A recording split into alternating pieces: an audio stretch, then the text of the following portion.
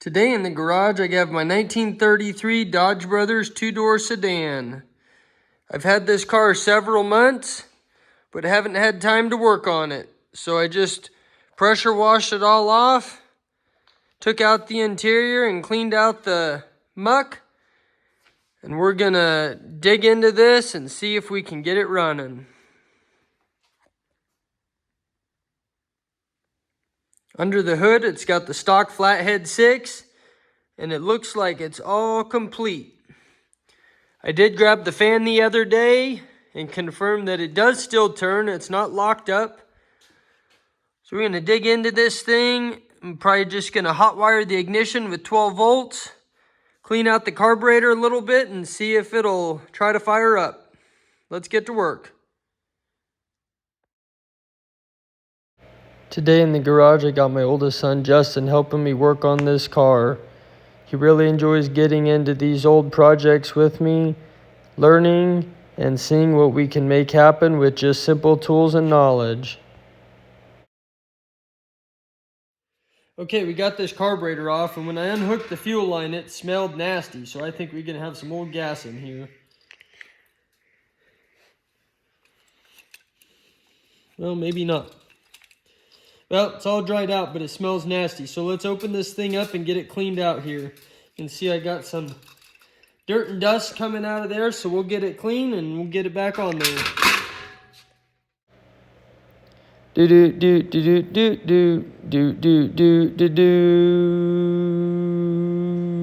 Okay, we got the top off the carburetor, and you can see down in there, there's lots of dirt and gunk. So we're just gonna clean this out.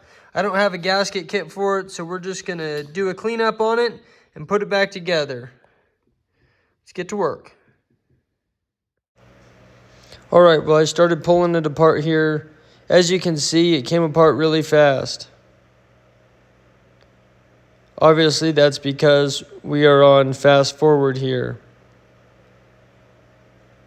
Once I got it all apart, I got it all cleaned up, and you can see the filth in my drain pan there.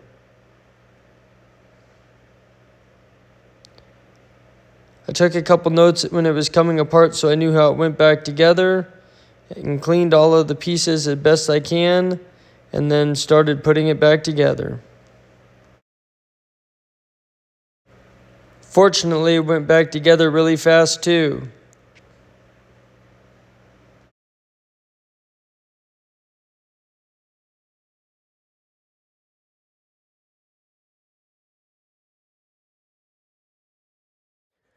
Okay, the carburetor's back together.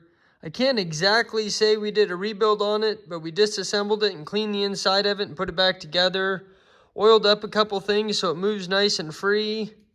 And this is the original Carter ball and ball manufactured for Chrysler.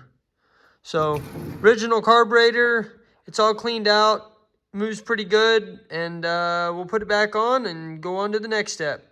Ignition.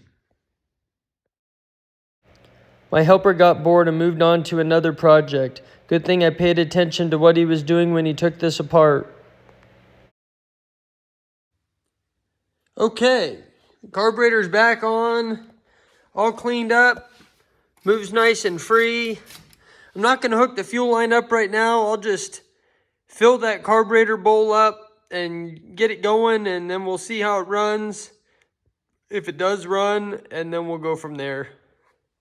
All right, on to the other side. Let's go for some ignition. Okay, here we are on the other side of the engine. We're going to go ahead and get some ignition going here. I don't know any history on the wiring of this car. It hasn't run in at least 40 years that I know of. So what I'm going to do is open up the distributor there, clean all the contacts, make sure the points are opening, and then I'm going to just grab a 12-volt coil and a battery off the shelf, hot wire this thing and see if we have some spark, and we can put some fuel in that carburetor and crank it over and see what happens. Let's get to work.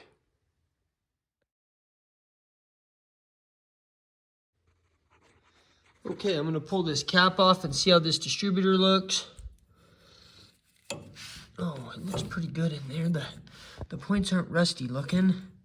The rotor's still shiny. Let's see how this inside of this cap looks.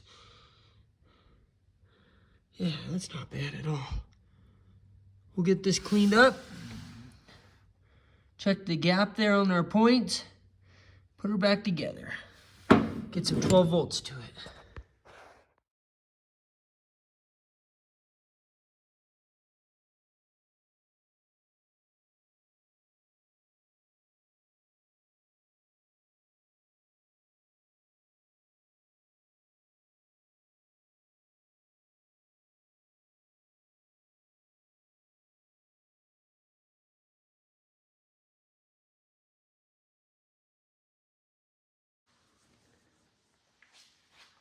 Okay, the ignition's ready, but I don't have the power hooked up to it yet. The carburetor's ready, but I don't have gas in it yet.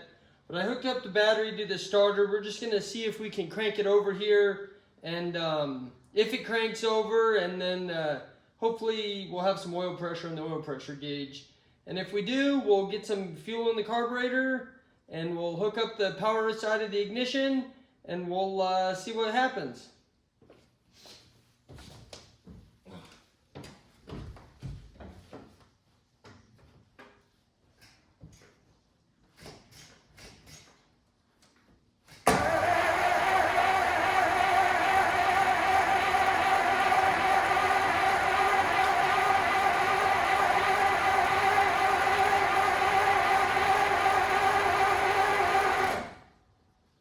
Well, it cranks. No oil pressure yet, so we'll give the starter a little rest and we'll go again here. There we got oil pressure, 40 pounds, cranking. All right, she might be a runner. Give the starter a rest, we'll get some fuel in it and get some power hooked up and see what'll happen.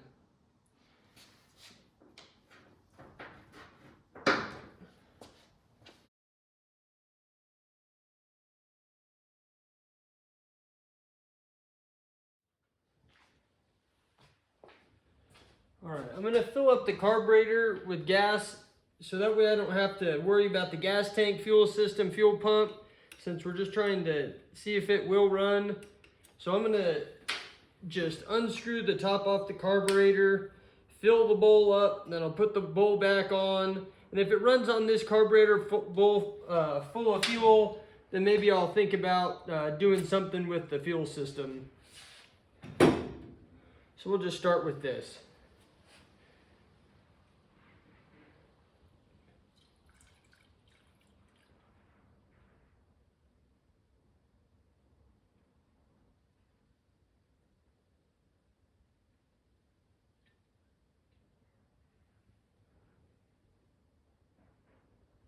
That should do us.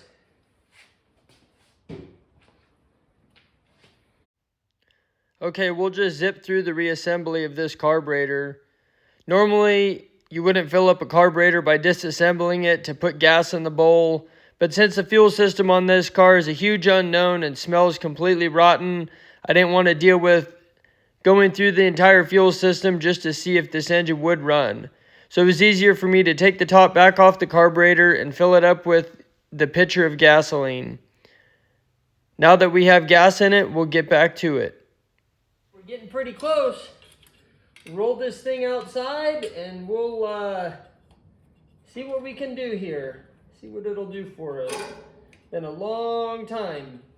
But it cranked over good. It's got compression. It's got oil pressure. So I'm pretty confident we can get this thing running.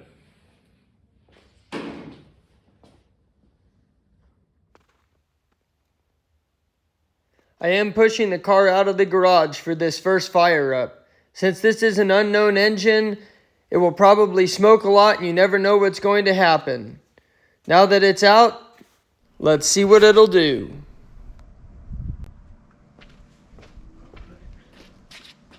Give it some go-go juice.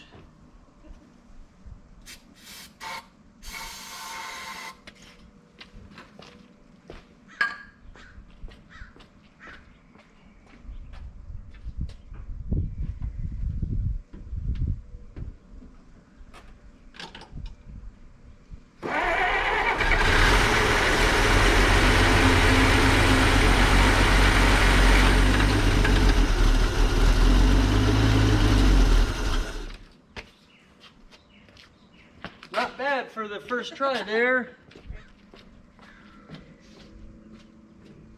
Sounded pretty good.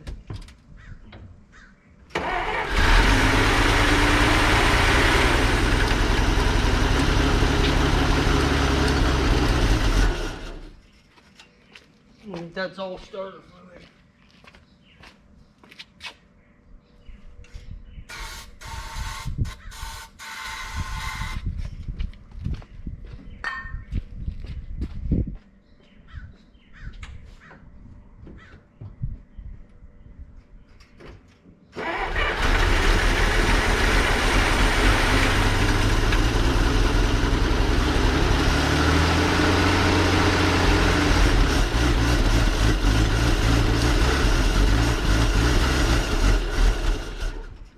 Yeah, carburetor's not happy, but it runs.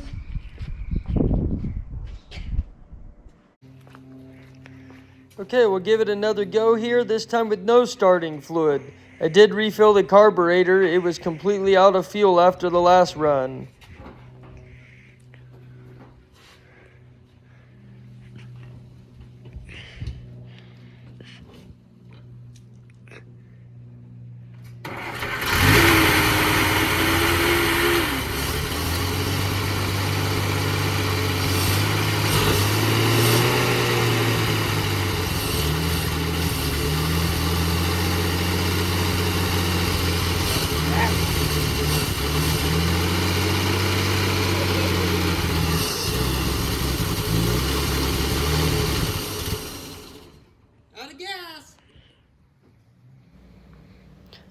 Well, there we have it. My 1933 Dodge Brothers two-door sedan deluxe runs. The carburetor definitely needs rebuilt to run better. A proper fuel system would be in place, but it would still need brakes and tires and a host of other things to be roadworthy in this condition. And since I have major plans to build this car, including custom coilover suspension, rack and pinion steering, a Chrysler Firepower Hemi, overdrive 4-speed, and a whole host of other things, I will not put any more time and effort into these original drivetrain components to try and get the car on the road like it is. Stay tuned for future build updates, and thank you for watching.